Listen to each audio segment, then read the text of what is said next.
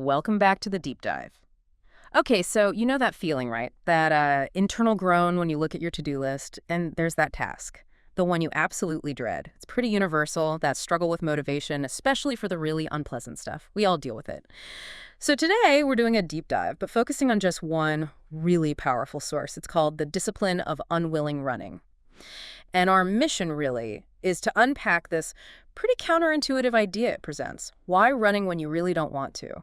Why that's framed as a path to some kind of profound internal mastery, something way beyond just getting fit. Let's get into it. Yeah, and what's striking is how direct the source is. It basically says, look, the moment you don't want to run is the exact moment you must. It just immediately sets it up. Not as, a physical thing, but an internal fight, a battle against your own resistance. That's such a key distinction, isn't it? The source talks about the voice in your head, you know the one, whispering, oh, not today, or you're too tired, maybe, hey, you earned a break. It's a master of excuses, basically. And the source argues that every time you give in, you make that voice stronger. Every delay, every skip, it's like a win for the voice, and it weakens your own resolve. Right, so the act itself, running when you feel unwilling, it's not really about the physical payoff. The source is really clear. Not for the cardio, not for the calories, not for the physique. It's not about logging miles. It's presented more as systematically taking apart that internal resistance wiring, building maybe new neural pathways that start to link discomfort with, well, growth. And here's where it gets deeper, I think. It says it's for the war, the internal war. It's about what the run symbolizes. So less about the specific activity and more about making a really deliberate, conscious choice. You're choosing to override your brain's default setting, which is, immediate comfort for something bigger, longer term. Yeah, connecting that dot. Yeah. It really represents true self-mastery, doesn't it?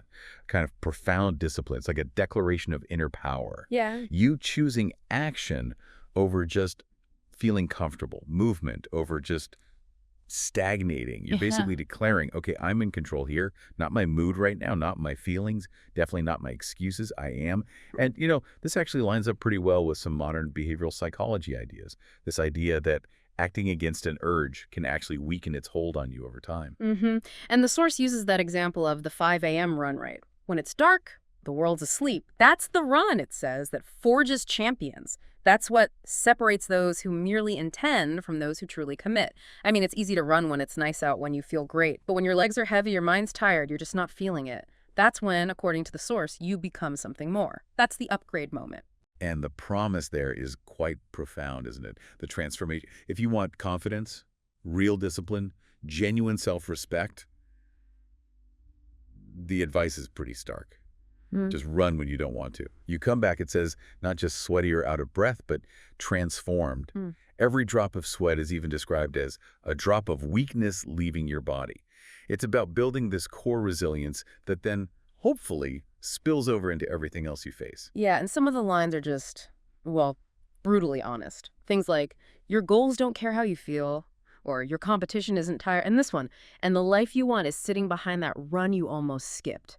It's really about refusing to buy your own excuses, seeing through that inner voice's rationalizations. So the ultimate point isn't really about running, per se. It could be anything, couldn't it? It's about the act of choosing to do something hard, not because you feel like it, but because you refuse not to do it. It's about conquering that internal resistance, that voice, and kind of reshaping your identity from someone ruled by feelings to someone who acts despite them. So, wrapping this up, what does it all mean for you listening? Our deep dive into the discipline of unwilling running, well, it seems to show the real fight isn't outside us, it's internal, deeply internal. And mastery seems to come from just refusing to let the voice, that inner saboteur, that master of excuses win. Even when your mood, your feelings, all those perfectly good reasons are screaming at you to just stop or not even start. So based on what we've talked about, maybe think about what your unwilling run might be. Could be that difficult conversation maybe, that complex project you keep avoiding. Learning that tricky new skill, what transformation, what upgrade might be waiting for you on the other side if you just choose to refuse not to do it. Definitely something to think about. Until next time on The Deep Dive.